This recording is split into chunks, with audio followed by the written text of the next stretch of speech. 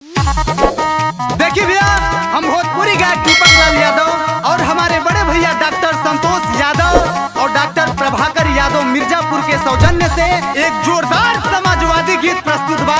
आप लोग अपन प्यार आशीर्वाद यही तरह बनैले रहे। मुलायम सिंह यादव जिंदाबाद जिंदाबाद जिंदाबाद, अखिलेश यादव जिंदाबाद जिंदाबाद जिंदाबाद, डिंपल यादव जिंदाबाद जिंदाबाद जिंदाबाद, समाजवादी पार्टी जिंदाबाद जिंदाबाद जिंदाबाद।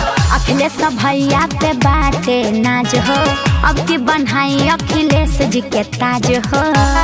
ए सुना करा, अखिलेश भैया पे बाटे नाज हो, अब की बनाई अखिलेश जी के ताज हो। समाजवाद का झंडा यूपी में फिर से लहराएंगे, समाजवाद का झंडा यूपी में फिर से लहराएंगे। अब की चिंता मत करिए, 22 में अखिलेश जी आएंगे। सही में अब की चिंता मत करिए, 22 में अखिलेश जी आएंगे। अब तो ठीक रहेगा। हमारा नेता कैसा हो, अखिलेश यादव जैसा हो। हमारा नेता कैसा हो, अखिलेश भैया जैसा हो। अखिलेश यादव जिंदाबाद जिंदाबाद जिंदाबाद।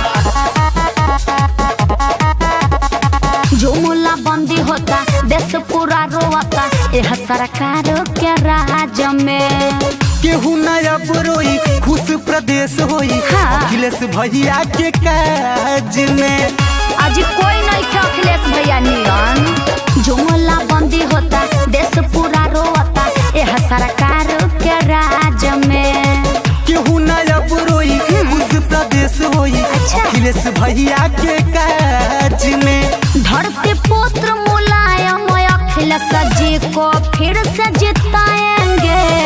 धरती पुत्र मुलायम अखिलेश जी को फिर से जिताएंगे। अरे और सुनिए ना, अब की चिंता मत करिए, 22 में अखिलेश जी आएंगे। जिया अब की चिंता मत करिए, 22 में अखिलेश जी आएंगे। मुलायम सिंह यादव जिंदाबाद जिंदाबाद जिंदाबाद, अखिलेश यादव जिंदाबाद जिंदाबाद जिंदाबाद, डिंपल यादव जिंदाबाद जिंदाबाद जिंदाबाद, समाजवादी पार्टी जिंदाबाद जिंदाबाद जिंदाबाद। सुनो ये चाचा चाची, सुनो ये भैया भाभी, साइकिल के बटन दबाई हो। अखिलेश यादव के 22 में भैया फिर से सीएम बनई हो। अरे अखिलेश से जीत सीएम बनी है। सुनो ये चाचा चाची, सुनो ये भैया भाभी, साइकिल के बटन दबाई हो। अखिलेश यादव